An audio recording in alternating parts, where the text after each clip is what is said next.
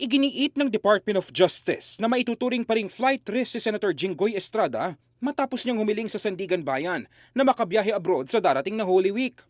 Para sa isang personal trip kasama ang kanyang pamilya, balak ng senador na pumunta ng Hong Kong, Japan at Macau mula March 30 hanggang April 5.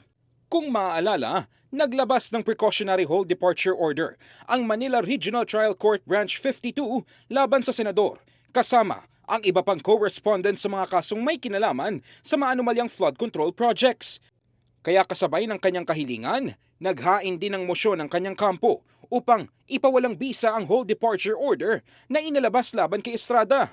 Ngunit ayon kay DOJ spokesperson Attorney Polo Martinez, ang PHDO ay isang court order na maaari lamang bawiin ng parehong hukuman na naglabas nito.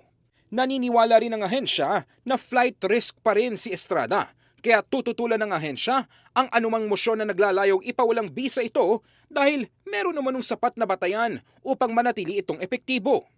Ngunit iginit ni Senator Jinggoy na ang Sandigan Bayan ang may jurisdiksyon sa kanya at hindi ang Manila RTC.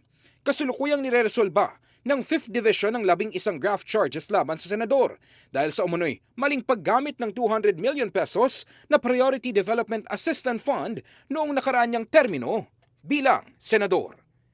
In the heart of changing lives, ako si Brigada Ino Flores ng 105.1 Brigada News FM Manila. The Music and News Authority.